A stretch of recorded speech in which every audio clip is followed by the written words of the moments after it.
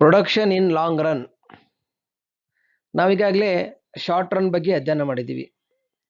Short ರನ್ನಿಗೆ ಸಂಬಂಧಿಸಿದಂತಹ ಬದಲಾಗುವ ಪರಿಮಾಣಗಳ ನಿಯಮವನ್ನು ನಾವು ನೋಡಿದ್ದೀವಿ.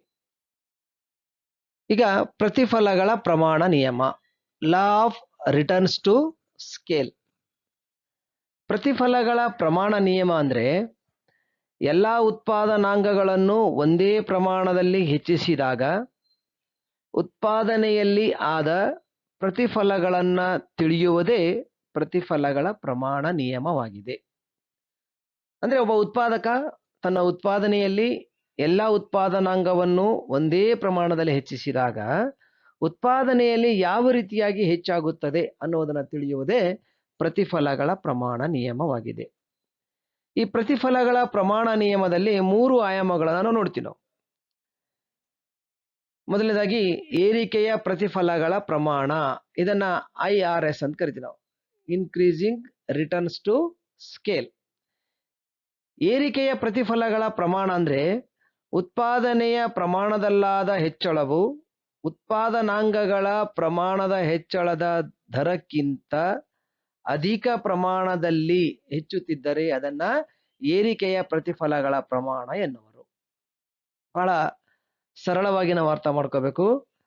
ಒಬ್ಬ ಉತ್ಪಾದಕ ತನ್ನ ಉತ್ಪಾದನೆಯ ಪ್ರಮಾಣದ ಹೆಚ್ಚಳವು ತಾನು ಉತ್ಪಾದನಾಂಗಗಳಿಗೆ ಏನು ಹಾಕಿರ್ತಾನಲ್ಲ ವೆಚ್ಚ, ಆ ಉತ್ಪಾದನಾಂಗಗಳ ಪ್ರಮಾಣದ ಹೆಚ್ಚಳಕ್ಕಿಂತ ಉತ್ಪಾದನೆ ಹೆಚ್ಚಾದರೆ ಅದನ್ನು ನಾವೇನ್ ಕರಿತೀವಿ, ಏರಿಕೆ ಪ್ರತಿಫಲಗಳ ಪ್ರಮಾಣ ಅಂತ ಕರಿತೀವಿ.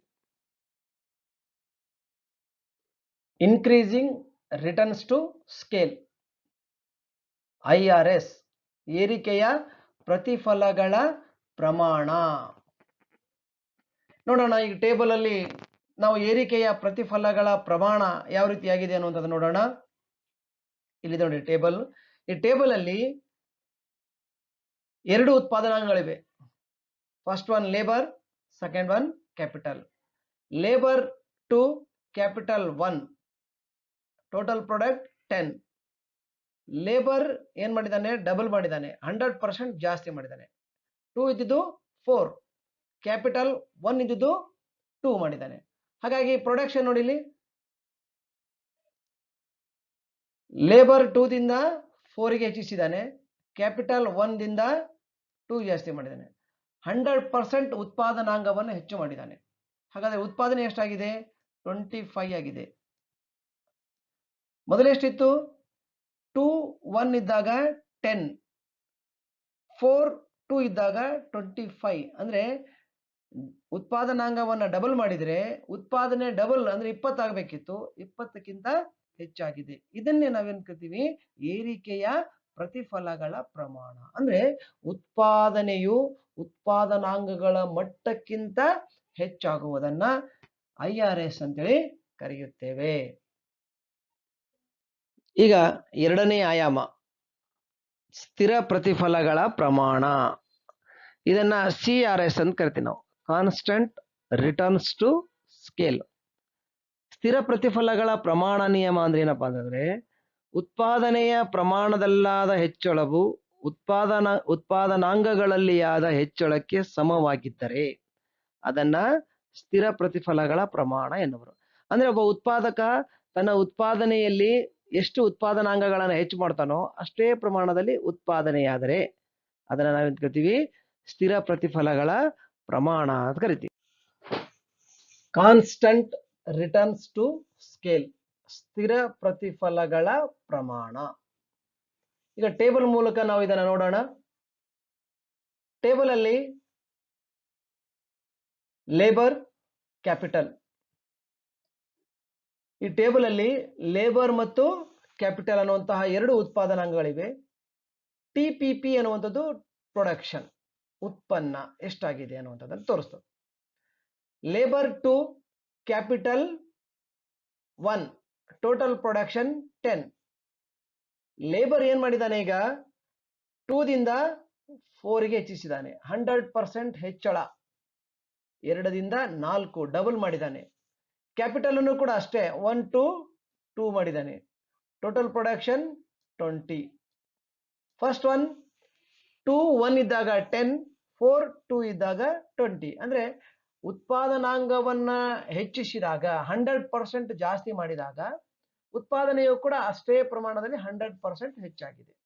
ಇದನ್ನು ಡಬಲ್ ಮಾಡಿದಾನೆ, ಉತ್ಪಾದನೆಯು ಕೂಡ ಡಬಲ್ ಆಗಿದೆ. ಎರಡೂ ಸೇಮ್, ಉತ್ಪಾದನಾಂಗಗಳು ಮತ್ತು ಉತ್ಪನ್ನ ಎರಡು ಸೇಮ್ ಆಗಿರೋದ್ರಿಂದ ಇದನ್ನ ಸಮ ಉತ್ಪನ್ನ ಪ್ರಮಾಣ ಅಂತ ಕರಿತೀವಿ. ಸಮ ಉತ್ಪಾದನೆಯ ಪ್ರಮಾಣ, ಸಮ ಪ್ರತಿಫಲಗಳ ಪ್ರಮಾಣ, ಕಾನ್ಸ್ಟೆಂಟ್ ರಿಟರ್ನ್ಸ್ ಟು ಸ್ಕೇಲ್. ಈ ರೀತಿಯಾಗಿ ನಾವು ಅರ್ಥವನ್ನ ಮಾಡ್ಕೋಬೇಕಾಗತ್ತೆ.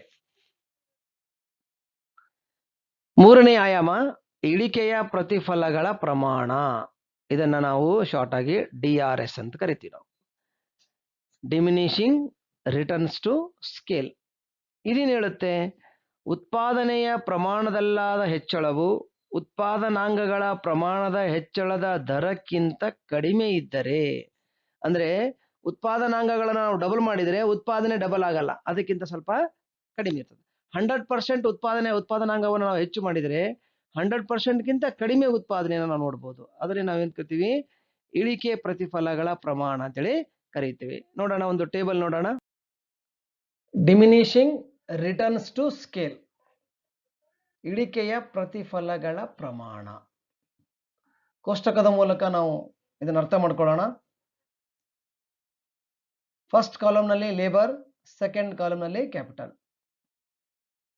ನೆಕ್ಸ್ಟ್ ಒಟ್ಟು ಉತ್ಪಾದನೆ TPP, ಟೋಟಲ್ ಪ್ರೊಡಕ್ಷನ್ ಅನ್ನುವಂಥದ್ದನ್ನು ನೋಡಿದ್ವಿ. Labour 2, capital 1, total production 10.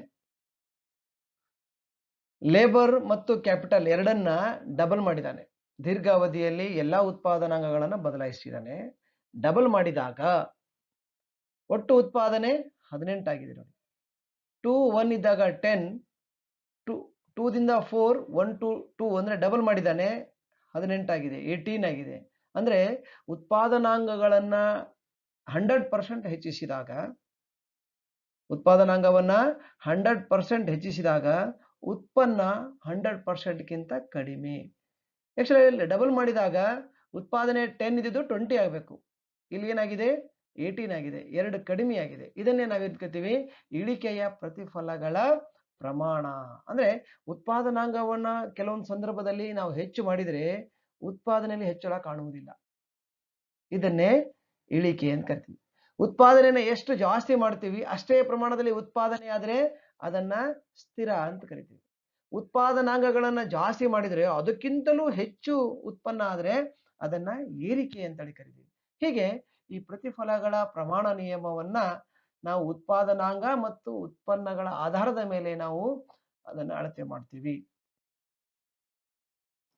ಪ್ರತಿಫಲಗಳ ಪ್ರಮಾಣ ನಿಯಮ ಒಂದು ರೇಖಾಚಿತ್ರ, law of returns to scale. ಯಾವ ತರ ಇರುತ್ತೆ ರೇಖಾಚಿತ್ರ ನೋಡಿ. ಇಲ್ಲಿ ಆರಂಭದಲ್ಲಿ ಇನ್ಕ್ರೀಸಿಂಗ್ ರಿಟರ್ನ್ಸ್, ಏರಿಕೆಯ ಪ್ರತಿಫಲ, ಉತ್ಪಾದನಾಂಗಗಳಕ್ಕಿಂತ ಉತ್ಪನ್ನ ಹೆಚ್ಚಾಗುತ್ತೆ. 100% ಉತ್ಪಾದನಾಂಗ ಆದ್ರೆ 100%ಗಿಂತಲೂ ಹೆಚ್ಚು ಉತ್ಪಾದನೆ ಆಗುತ್ತೆ. ಇದನ್ನ ಇನ್ಕ್ರೀಸಿಂಗ್ ಅಂತ ಕರಿತೀವಿ ನೋಡಿ. ಏರಿಕೆಯಾಗಿದೆ. ತದನಂತರ ಉತ್ಪಾದನಾಂಗಗಳಷ್ಟೇ ಪ್ರಮಾಣದಲ್ಲಿ ಉತ್ಪನ್ನ ಆಗುತ್ತೆ. ಅದನ್ನ ನಾವೇನ್ ಕರಿತೀವಿ ಕಾನ್ಸ್ಟೆಂಟ್, CRS.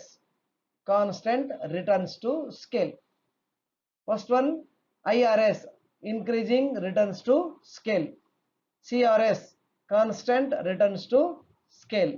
ತದನಂತರ ಏನಾಗುತ್ತೆ ಉತ್ಪಾದನಾಂಗಕ್ಕಿಂತ ಉತ್ಪನ್ನ ಪ್ರಮಾಣ ಏನಾಗುತ್ತೆ ಕಡಿಮೆ ಆಗುತ್ತೆ. ಅದನ್ನ ಡಿಮಿನಿಷಿಂಗ್ ರಿಟರ್ನ್ಸ್ ಟು ಸ್ಕೇಲ್ ಅಂತ ಕರಿತೀವಿ. ನೋಡಿ ಇಲ್ಲಿ ರೇಖಾಚಿತ್ರ ಆರಂಭದಲ್ಲಿ ಏನಾಗಿದೆ ಹೆಚ್ಚು ತಾಸಾಗಿದೆ. ಇದನ್ನ IRS ಅಂತ ಕರಿತೀವಿ, increasing returns to scale, IRS.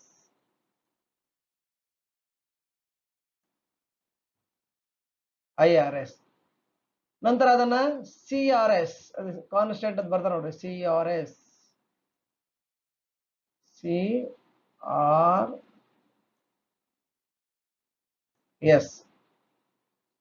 ತದನಂತರ ಡಿಮಿನಿಷಿಂಗ್ ರಿಟರ್ನ್ಸ್ ಟು ಸ್ಕೇಲ್, ಇದನ್ನ DRS ಅಂತ ಕರಿತೀವಿ ನಾವು.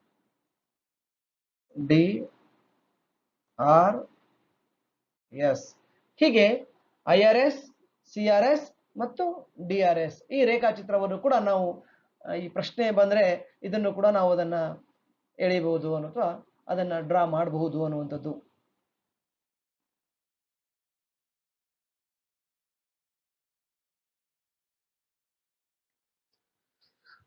ನಾವು ಈಗಾಗಲೇ ಈ ಪಾಠದಲ್ಲಿ ಉತ್ಪಾದನೆಯ ಬಗ್ಗೆ ಹಲವು ಅಂಶಗಳ ಕುರಿತು ಅಧ್ಯಯನ ಮಾಡಿದ್ದೀವಿ. ಈಗ ವೆಚ್ಚದ ಬಗ್ಗೆ ನೋಡೋಣ. ಕಾಸ್ಟ್, ವೆಚ್ಚ. ವೆಚ್ಚ ಅಂದ್ರೆ ಏನು? ಇಲ್ಲಿ ಕಾಸ್ಟ್ ಅಂತಂದ್ರೆ ಎಕ್ಸ್ಪೆಂಡಿಚರ್, ಖರ್ಚು ಅಂತ ಕರಿತೀವಿ ನಾವು. ನಾವು ಹಲವು ರೀತಿಯಲ್ಲಿ ಖರ್ಚು ಮಾಡ್ತೀವಿ. ಒಬ್ಬ ಅನುಭೋಗಿಯು ವಸ್ತುಗಳನ್ನು ಅನುಭೋಗಿಸೋದಕ್ಕೋಸ್ಕರ ಮಾಡುವಂತಹ ಖರ್ಚು, ಅದು ಅನುಭೋಗದ ಖರ್ಚು. ಒಬ್ಬ ಉತ್ಪಾದಕ ತನ್ನ ಉತ್ಪಾದನೆಯಲ್ಲಿ ವಸ್ತುಗಳನ್ನು ಉತ್ಪಾದನೆ ಮಾಡೋದಕ್ಕೋಸ್ಕರ ಉತ್ಪಾದನಾಂಗಗಳ ಮೇಲೆ ಮಾಡಿದ ಖರ್ಚು, ಅದು ಎಕ್ಸ್ಪೆಂಡಿಚರ್ ಆಗುತ್ತೆ ಅಥವಾ ಕಾಸ್ಟ್ ಆಗುತ್ತೆ.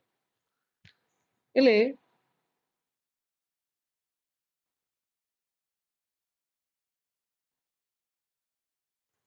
ಒಂದು ಉದ್ಯಮ ಸಂಸ್ಥೆಯು ಒಂದು ಸರಕಿನ ಉತ್ಪಾದನೆಯಲ್ಲಿ ಬಳಸುವ ಉತ್ಪಾದನಾಂಗಗಳ ಮೇಲೆ ಮಾಡಲಾದ ಖರ್ಚುಗಳನ್ನು ಉತ್ಪಾದನಾ ವೆಚ್ಚ ಎನ್ನುವರು.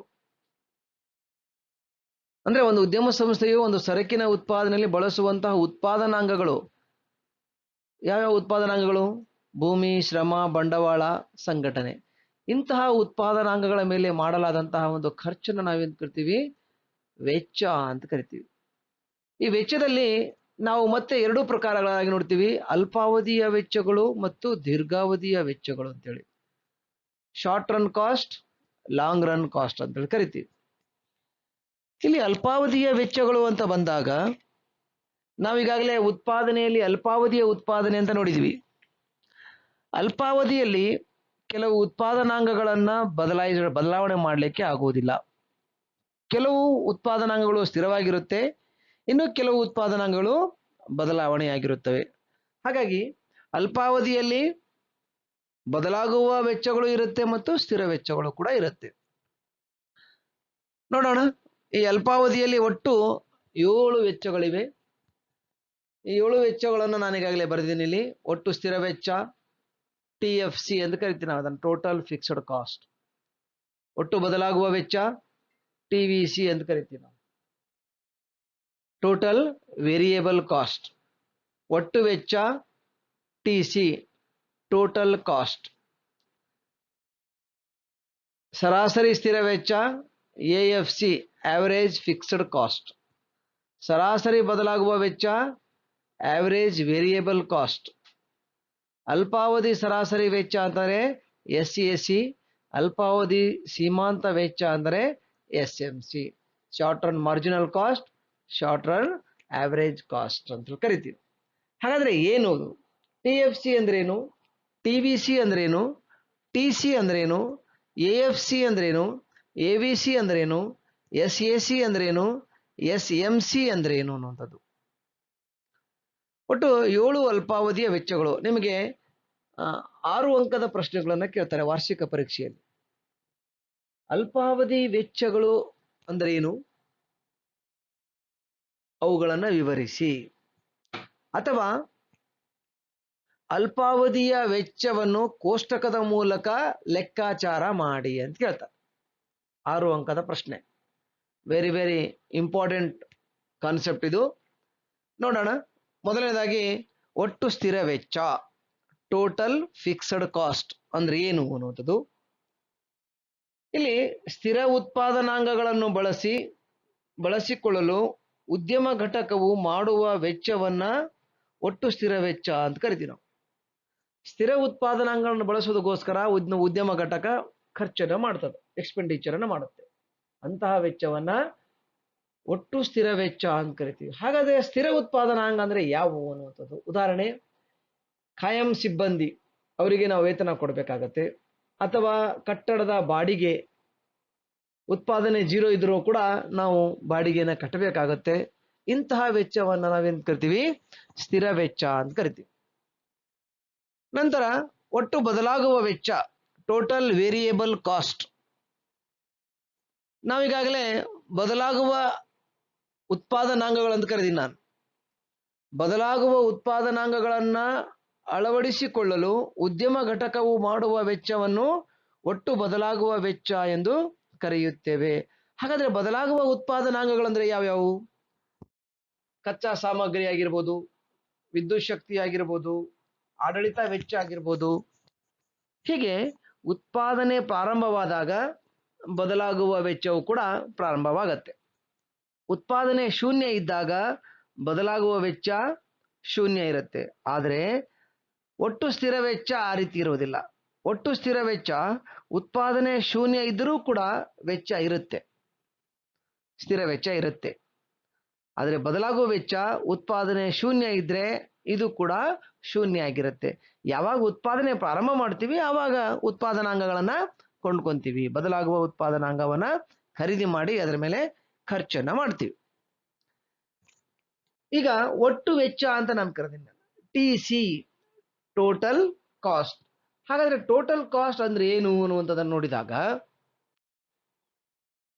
ಒಂದು ನಿರ್ದಿಷ್ಟ ಪ್ರಮಾಣದ ವಸ್ತುಗಳನ್ನ ಉತ್ಪಾದಿಸಲು ತಗುಲುವ ಸ್ಥಿರ ವೆಚ್ಚ ಮತ್ತು ಬದಲಾಗುವ ಎಲ್ಲಾ ರೀತಿಯ ವೆಚ್ಚಗಳನ್ನು ಕೂಡಿಸಿದಾಗ ಬರುವಂಥದ್ದೇ ಒಟ್ಟು ವೆಚ್ಚವಾಗಿದೆ. ಅಂದ್ರೆ ಇಲ್ಲಿ TFC ಮತ್ತು TVC ಅನ್ನ ಪ್ಲಸ್ ಮಾಡಿದಾಗ ಬರುವಂಥದ್ದೇ TC.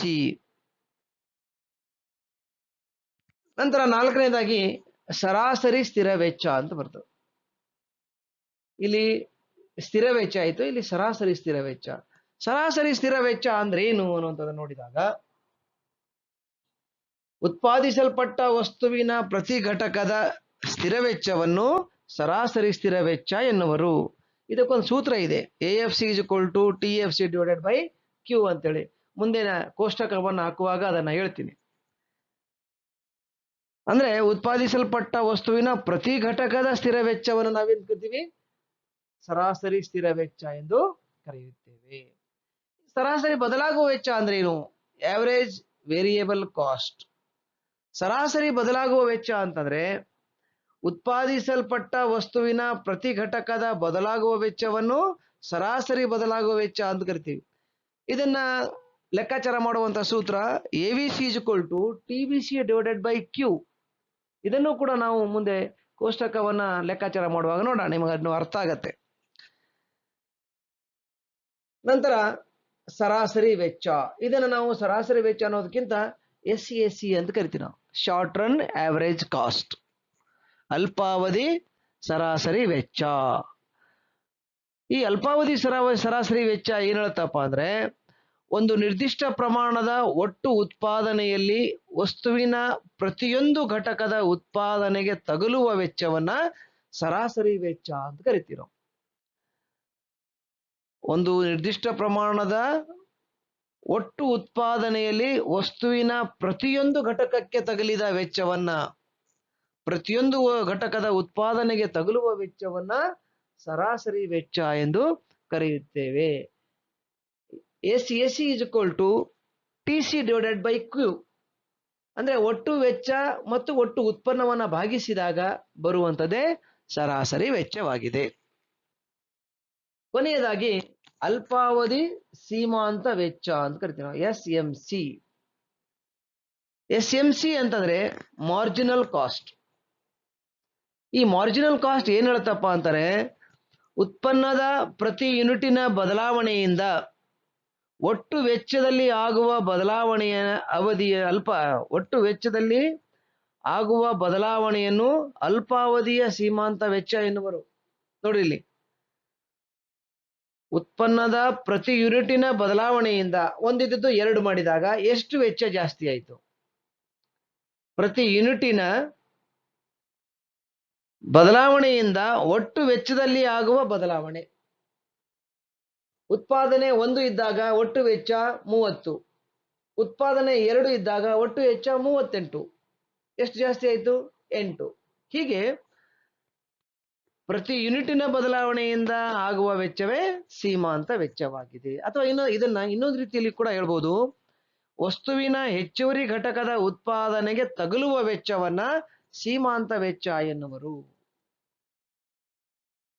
ವಸ್ತುವಿನ ಹೆಚ್ಚುವರಿ ಘಟಕ, ಈಗ ಒಂದು ವಸ್ತುವನ್ನು ಉತ್ಪಾದನೆ ಮಾಡಿದ್ದೀವಿ. ಒಂದು ವಸ್ತುವನ್ನು ಉತ್ಪಾದನೆ ಮಾಡಬೇಕಾದ್ರೆ TC ಎಷ್ಟು? 30 ಅಂತ ಅನ್ಕೊಡ್ರಿ. 2 ವಸ್ತುವನ್ನು ಉತ್ಪಾದನೆ ಮಾಡಿದಾಗ TC ಎಷ್ಟು? 38. ನಾವು ಅಂದಾಜು ಕೋಷ್ಟಕ ಇದೆ, ಮುಂದೆ ಇದೆ. ಹಾಗಾದ್ರೆ 1ನೇ ಘಟಕಕ್ಕೆ 30 ವೆಚ್ಚ ಆದ್ರೆ 2ನೇ ಘಟಕಕ್ಕೆ 38 ವೆಚ್ಚ. ಎಷ್ಟು ಜಾಸ್ತಿ ಆಯಿತು? 8 ಹೆಚ್ಚಾಯಿತು. ಇದು 8 ಸೀಮಾಂತ ವೆಚ್ಚವಾಗಿದೆ. ಈ ರೀತಿಯಾಗಿ ನಾವು ಲೆಕ್ಕಾಚಾರವನ್ನು ಮಾಡ್ತೀವಿ. ಮುಂದೆ ಕೋಷ್ಟಕದಲ್ಲಿ ಈ ಸೀಮಾಂತ ವೆಚ್ಚ ಅಂದ್ರೇನು ಅನ್ನೋದನ್ನು ಕೂಡ ನಾವು ನೋಡೋಣ. ಈ ಸೀಮಾಂತ ವೆಚ್ಚಕ್ಕೆ ಒಂದು ಸೂತ್ರ ಕೂಡ ಇದೆ, ಮುಂದೆ ನೋಡೋಣ ಅಂತ. ಅದನ್ನ ಅಲ್ಲಿ 2 ಸೂತ್ರಗಳನ್ನು ನಾವು ನೋಡ್ಬೋದು. SMC = TCN - TCN - 1 ಅಂತೇಳಿ ಒಂದು ಸೂತ್ರ ಇದೆ. MC = delta TC / delta Q. 2 ಸೂತ್ರದ ಮುಖಾಂತರ ಕೂಡ ನಾವು ಅಲ್ಪಾವಧಿ ಸೀಮಾಂತ ವೆಚ್ಚವನ್ನ ಲೆಕ್ಕಾಚಾರ ಮಾಡಬಹುದು. ಇಷ್ಟು ಬರೆದ್ರೆ ಈ ಅಲ್ಪಾವಧಿ ವೆಚ್ಚದ ಪ್ರಕಾರಗಳನ್ನು ನಾವು 7 ಪ್ರಕಾರಗಳನ್ನು ಬರೆದ್ರೆ ನಮಗೆ ಒಟ್ಟು 6 ಅಂಕಗಳು ಸಿಗತ್ತೆ ಅನ್ನುವಂಥದ್ದು. ನೋಡೋಣ, ಈ ಎಲ್ಲಾ ವೆಚ್ಚಗಳ ಪರಿಕಲ್ಪನೆಗಳನ್ನ ಒಂದು ಕೋಷ್ಟಕ ಹಾಕ್ತೀನಿ. ಕೋಷ್ಟಕ ಹಾಕಿ ಅದನ್ನ ಯಾವ ರೀತಿಯಾಗಿ ಲೆಕ್ಕಾಚಾರ ಮಾಡಬೇಕು ಅನ್ನುವಂಥದ್ದನ್ನು ಕೂಡ ನಾನು ತಿಳಿಸ್ಕೊಡ್ತೀನಿ. ಅಲ್ಪಾವಧಿ ವೆಚ್ಚಗಳ ಬಗ್ಗೆ ನಾವು ಈಗಾಗಲೇ ನೋಡಿದ್ದೀವಿ. ಈಗ ಕೋಷ್ಟಕದ ಮೂಲಕ ಅಲ್ಪಾವಧಿ ವೆಚ್ಚಗಳ ಲೆಕ್ಕಾಚಾರ, ಶಾರ್ಟ್ ರನ್ ಕಾಸ್ಟ್. ಈ ಕೋಷ್ಟಕದಲ್ಲಿ Q ಅಂದ್ರೆ ಉತ್ಪಾದನೆ, ಉತ್ಪನ್ನದ ಪ್ರಮಾಣ, TFC total fixed cost, TVC total variable cost, TC total cost, AFC ಸರಾಸರಿ ಸ್ಥಿರ ವೆಚ್ಚ average fixed cost, AVC average variable cost ಸರಾಸರಿ ಬದಲಾಗುವ ವೆಚ್ಚ, AC average cost, MC marginal cost. ಈಗ ಈ ಎಲ್ಲ ಲೆಕ್ಕಾಚಾರವನ್ನು ಮಾಡಬೇಕಾದ್ರೆ ಇಲ್ಲಿ ಸೂತ್ರ ಇದೆ. TFC = TC - TVC, TVC = TC - TFC, TC = TFC + TVC. ಈ 3 ಲೆಕ್ಕಾಚಾರವನ್ನು ಮಾಡುವಂಥದ್ದು ಬಹಳ ಸುಲಭ ಇದೆ, ಬಹಳ ಸುಲಭ. ನೋಡಿ, ಇಲ್ಲಿ TFC ಕಂಡುಹಿಡಿಯಬೇಕಾದ್ರೆ ಇದು TFC ಅಂದ್ರೆ ಏನು? ಸ್ಥಿರ ವೆಚ್ಚ. ಸ್ಥಿರ ವೆಚ್ಚ ಯಾವಾಗಲೂ ಸ್ಥಿರವಾಗಿರ್ತದೆ. ನೋಡಿ, 20 20 20, ಇದು ಬದಲಾವಣೆ ಆಗುವುದಿಲ್ಲ. ಒಂದು ತಿಳ್ಕೊಳ್ರಿ, ಉತ್ಪಾದನೆ 0 ಇದ್ರೂ ಕೂಡ ಸ್ಥಿರ ವೆಚ್ಚ ಇರುತ್ತೆ, ಆದ್ರೆ ಬದಲಾಗುವ ವೆಚ್ಚ ಇರಲ್ಲ. ಉತ್ಪಾದನೆ 0 ಇದ್ದಾಗ ಬದಲಾಗುವ ವೆಚ್ಚ ಇರುವುದಿಲ್ಲ. ಉತ್ಪಾದನೆ ಯಾವಾಗ ಸ್ಟಾರ್ಟ್ ಮಾಡ್ತೀವಿ ಅವಾಗ ಬದಲಾವಣೆ ವೆಚ್ಚ ಸ್ಟಾರ್ಟ್ ಆಗುತ್ತೆ. ಉದಾಹರಣೆ, ಕಚ್ಚಾ ಸಾಮಗ್ರಿ ಆಗಿರ್ಬೋದು, ವಿದ್ಯುತ್ ಆಗಿರ್ಬೋದು, ನೀರಾಗಿರ್ಬೋದು. ಹೀಗೆ ಉತ್ಪಾದನೆ ಸ್ಟಾರ್ಟ್ ಆದಾಗ ಬದಲಾಗುವ ವೆಚ್ಚ ಸ್ಟಾರ್ಟ್ ಆಗುತ್ತೆ. ಆದ್ರೆ ಸ್ಥಿರ ವೆಚ್ಚ ಉತ್ಪಾದನೆ 0 ಇದ್ರೂ ಕೂಡ ಸ್ಥಿರ ವೆಚ್ಚ ಇರುತ್ತೆ. ಉದಾಹರಣೆ, ಕಾಯಂ ಸಿಬ್ಬಂದಿ ಆಗಿರ್ಬೋದು ಅಥವಾ ಕಟ್ಟಡ ಬಾಡಿಗೆ ಆಗಿರ್ಬೋದು. ಉತ್ಪಾದನೆ ನಾವು ಇಲ್ಲಾಂದ್ರೂ ಕೂಡ ನಾವು ಅವರಿಗೆ ಸಂಬಳ ಕೊಡಬೇಕಾಗತ್ತೆ. ಹಾಗಾಗಿ ಉತ್ಪಾದನೆ 0 ಇದ್ರೂ ಕೂಡ ಸ್ಥಿರ ವೆಚ್ಚ ಇರುತ್ತೆ. ಈ ಸ್ಥಿರ ವೆಚ್ಚ, ಒಟ್ಟು ಸ್ಥಿರ ವೆಚ್ಚ ಮತ್ತು ಒಟ್ಟು ಬದಲಾಗುವ ವೆಚ್ಚವನ್ನ ಕೂಡಿಸಿದಾಗ ಬರುವಂತದ್ದೇ ಒಟ್ಟು ವೆಚ್ಚ, TC. ನೋಡಿ, TC = TFC + TVC. ಈಗ TFC ಕಂಡುಹಿಡಿಬೇಕಾದ್ರೆ TC ಒಳಗ TVC ಮೈನಸ್ ಮಾಡಿದಾಗ ಬರುವುದೇ TFC. TC ಒಳಗ TVC ಮೈನಸ್ ಮಾಡಿದಾಗ TC ಸಿಗುತ್ತೆ. ಹಾಗಾದ್ರೆ TC ಒಳಗ TFC ಮೈನಸ್ ಮಾಡಿದ್ರೆ ಬರುವಂತದ್ದು TVC. ನೋಡಿಲಿ, TVC is equal to TC minus TFC.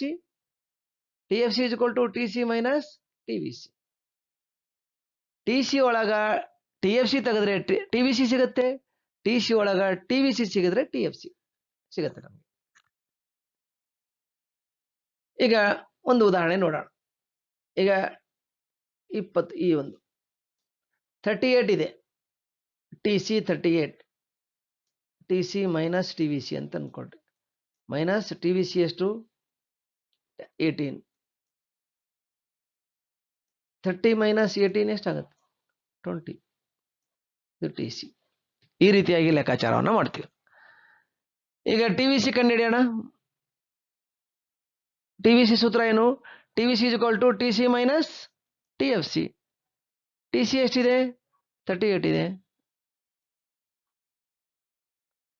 TVC ಎಷ್ಟಿದೆ 20 ಇದೆ.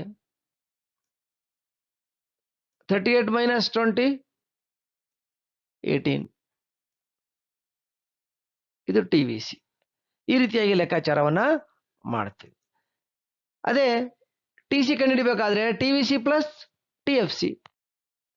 ಈ ಉದಾಹರಣೆ TC ಕಂಡುಹಿಡಿಬೇಕು. TFC ಎಷ್ಟಿದೆ 20 ಇದೆ. TVC ಎಷ್ಟಿದೆ 18 ಇದೆ. Plus 18, 20 plus 18 38. ಇದು TC. ನೋಡ್ರಿ, TC 38 ಇದೆ. ಈ ರೀತಿಯಾಗಿ ನಾವು ಲೆಕ್ಕಾಚಾರವನ್ನ TCಯನ್ನ ಕಂಡುಹಿಡಿಯಬಹುದು. ಈಗ AFC, AVC, AC ಮತ್ತು MC ಇದನ್ನು ನಾವು ಕಂಡುಹಿಡಿಬೇಕಾದ್ರೆ AFC ಕಂಡುಹಿಡಿಬೇಕಾದ್ರೆ TFC ಭಾಗಿಸು Q. AVC ಕಂಡುಹಿಡಿಬೇಕಾದ್ರೆ TVC ಭಾಗಿಸು Q. AC ಕಂಡುಹಿಡಿಬೇಕಾದ್ರೆ TC ಭಾಗಿಸು Q. SMC TCN minus TCN minus 1. ಈ ಒಂದು ಸೂತ್ರವನ್ನು ಬಳಸಿ ನಾವು ಲೆಕ್ಕಾಚಾರವನ್ನ ಮಾಡಬಹುದು. ನೋಡೋಣ ಯಾವ ರೀತಿಯಾಗಿ ಲೆಕ್ಕಾಚಾರ ಮಾಡಬಹುದು ಅಂತೇಳಿ.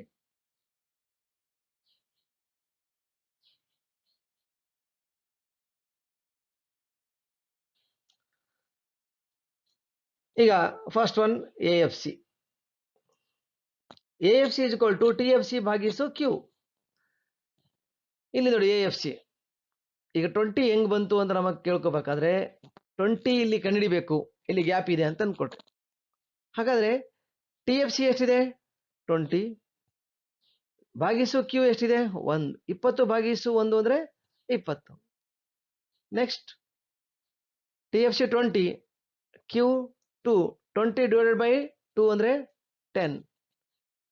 TFC 20 divided by 3 6.67.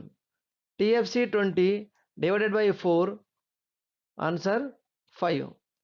TFC 20 divided by 5 20 by 5 4. ಹೀಗೆ ನಾವು TFCಯನ್ನ ಕಂಡುಹಿಡಿಯಬಹುದು.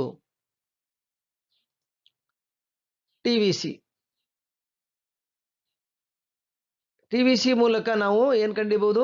AVCಯನ್ನ ಕಂಡುಹಿಡಿಯಬಹುದು. AVC ಸೂತ್ರ ಏನು? AVC is equal to TVC divided by Q. ನೋಡಿ, ಈಗ TVC ಕಾಲಮ್ ಇದೆ. ಈಗ 10, 9, 8, 7.25, 6.6 ಬಂದಿದೆ. ಈಗ 10 ಹೆಂಗ್ ಬಂತು ಅಂದ್ರೆ AVC ಕಂಡುಹಿಡಿಯಬೇಕಾದ್ರೆ AVC is equal to TVC divided by Q. TVC ಎಷ್ಟು 10 ಇದೆ. Q 1. 10 divided by 1 10. TVC 18 divided by 2. 18 ಭಾಗಿಸು 2 ಅಂದ್ರೆ 18ನ 2 ಭಾಗ ಮಾಡಿದ್ರೆ 9. TVC 20 divided by 3 answer 18. ಯಾಕಂದ್ರೆ 24 3 8 3 24. ಈ ರೀತಿಯಾಗಿ 29 TVC 29ನ 4 ಭಾಗ ಮಾಡಿದಾಗ 7.25. 33 ಭಾಗಿಸು 5 6.64. ಹೀಗೆ AVCಯನ್ನು ನಾವು ಕಂಡುಹಿಡಿಯಬಹುದು ಅನ್ನುವಂಥದ್ದು. ಈಗ SMC ಮತ್ತು SAC ರೇಖೆಯ ಲೆಕ್ಕಾಚಾರವನ್ನು ಮಾಡೋಣ. ಈಗ ಎಸಿ ಸರಾಸರಿ ವೆಚ್ಚ.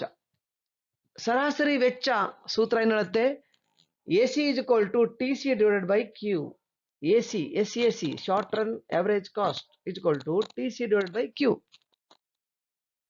ಟಿ ಸಿ ಇಂದ ಯಾವುದು ಭಾಗಾಕಾರ ಮಾಡಬೇಕು? ಕ್ಯೂ ಇಂದ ಭಾಗಾಕಾರ ಮಾಡಬೇಕು ಟಿ ಸಿ ಅನ್ನ. ಈಗ ಸಪೋಸ್ 30 ಎಸಿ 30 ಇದೆ, ಇದು ಇಲ್ಲ ಅಂತ ಅಂದ್ಕೊಳ್ರಿ. ಹಾಗಾದ್ರೆ ಟಿ ಸಿ ಎಷ್ಟಿದೆ? 30 ಭಾಗಿಸು ಕ್ಯೂ ಎಷ್ಟಿದೆ? 1. 30 divide by 1 is equal to 30. ಈಗ 38 ಇದೆ ಟಿ ಸಿ. 38 ಡಿವೈಡ್ ಬೈ 2 ಅಂತಾರೆ 38 ಭಾಗಿಸು 2 ಅಂತಾರೆ ಎಷ್ಟಾಗತ್ತೆ? 19. 38 divided by 2 is equal to 19. AC is equal to 19. 44. TC 44 divided by Q 3. 44 divided by 3 14.67. 49 divided by 4 12.25. 53 divided by 5 10.6. ಹೀಗೆ ನಾವು ಸರಾಸರಿ ವೆಚ್ಚವನ್ನು ಲೆಕ್ಕಾಚಾರ ಮಾಡ್ತೀವಿ. ಸರಾಸರಿ ವೆಚ್ಚ ಇಸ್ ಈಕ್ವಲ್ ಟು ಒಟ್ಟು ವೆಚ್ಚ ಡಿವೈಡೆಡ್ ಬೈ ಒಟ್ಟು ಉತ್ಪಾದನೆ. ಈಗ ಸೀಮಾಂತ ವೆಚ್ಚ. ಸೀಮಾಂತ ಅನ್ನುವಂತಹ ಪ್ರಶ್ನೆ ಬಂದಾಗ ಒಂದು ಹೆಚ್ಚುವರಿ ಘಟಕ, ಒಂದು ಹೆಚ್ಚುವರಿ ಘಟಕದ ಉತ್ಪಾದನೆಗೆ ಆದ ವೆಚ್ಚ. ಈಗ 0 ದಿಂದ ಒಂದು ಘಟಕವನ್ನು ಹೆಚ್ಚು ಮಾಡಿದ್ದೀವಿ, ಎಷ್ಟು ಉತ್ಪಾದನೆ ಆಯಿತು? 10 ಉತ್ಪಾದನೆ ಆಯಿತು. 1 ರಿಂದ 2 ಘಟಕವನ್ನು ಜಾಸ್ತಿ ಮಾಡಿದಾಗ, ಅಂದ್ರೆ 1 ಹೆಚ್ಚಿಸಿದಾಗ 8. ನೋಡ್ರಿ, ಮೊದಲು 10 ಇತ್ತು, ಈಗ 8 ಉತ್ಪಾದನೆ ಹೆಚ್ಚಿದೆ MC. ಈಗ ನಾವು ಇದನ್ನ ಯಾವ ರೀತಿಯಾಗಿ ಲೆಕ್ಕಾಚಾರ ಮಾಡಬೇಕು ಅಂತಂದಾಗ TCN ಮೈನಸ್ TCN ಮೈನಸ್ 1 ಈ ಸೂತ್ರವನ್ನು ಹಚ್ಚಬೇಕು. MC is equal to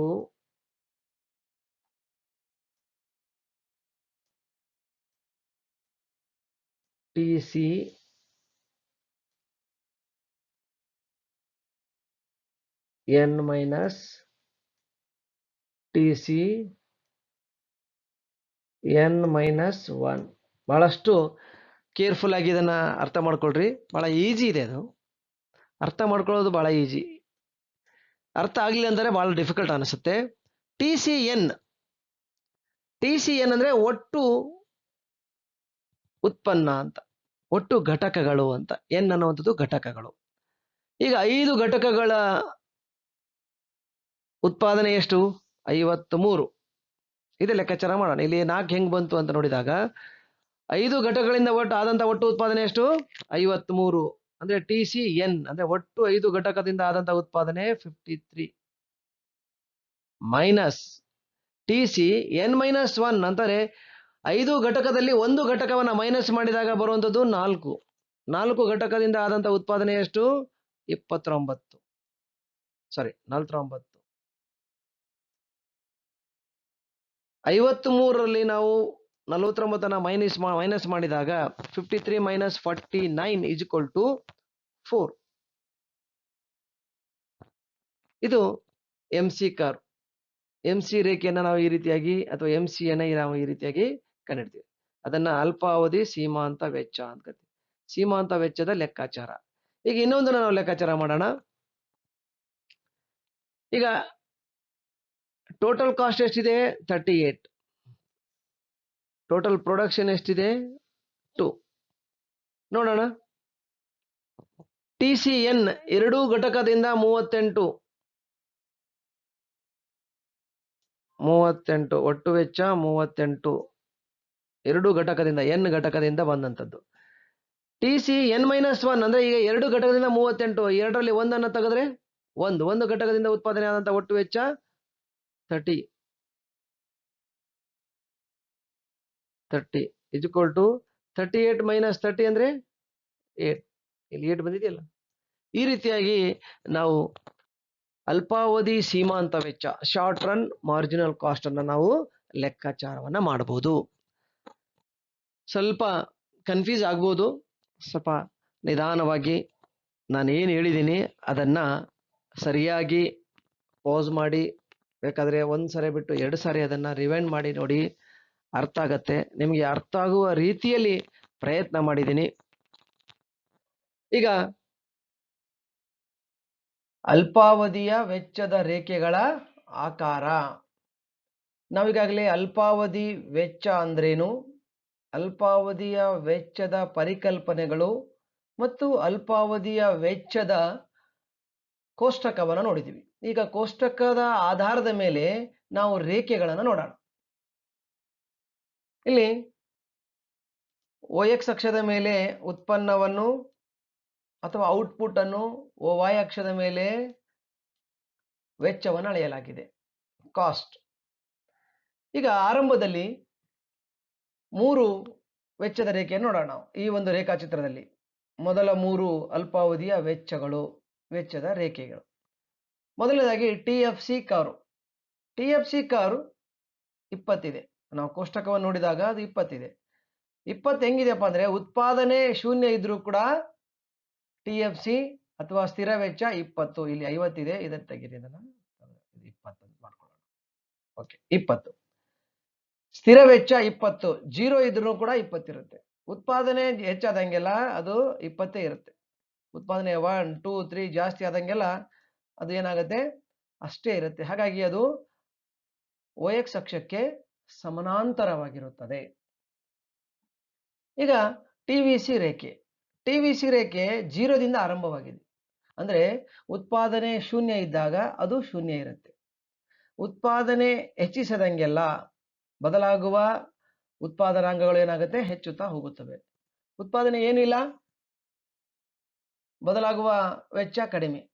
ಹಾಗಾಗಿ ಉತ್ಪಾದನೆ 1 ಇದ್ದಾಗ ಕೋಷ್ಟಕದಲ್ಲಿ 10 ಇದೆ, 2 ಇದ್ದಾಗ 18, 3 ಇದ್ದಾಗ 24, 4 ಇದ್ದಾಗ 29, 5 ಇದ್ದಾಗ 33. ಹೀಗೆ ಉತ್ಪಾದನೆ ಹೆಚ್ಚಿಸಿದಂಗೆಲ್ಲ ಇದೇನಾಗುತ್ತೆ, ಹೆಚ್ಚುತ್ತಾ ಸಾಗಿದೆ. ಇದು TVC ಕರ್ವ್. ಈಗ TC ರೇಖೆ. TC ರೇಖೆ ಏನ್ ಹೇಳುತ್ತಪ್ಪ ಅಂದ್ರೆ, TVC ಮತ್ತು TFC ಎರಡನ್ನ ಪ್ಲಸ್ ಮಾಡಿದಾಗ ಬರುವಂಥದ್ದೇ TC ರೇಖೆ. ನಾವು ಕೋಷ್ಟಕದಲ್ಲಿಯೂ ಕೂಡ ನಾವು ಅದನ್ನು ಪ್ಲಸ್ ಮಾಡಿದ್ದೀವಿ. ಹಾಗಾದ್ರೆ ಉತ್ಪಾದನೆ ಶೂನ್ಯ ಇದ್ರೂ ಕೂಡ TC ರೇಖೆ ಇರುತ್ತೆ.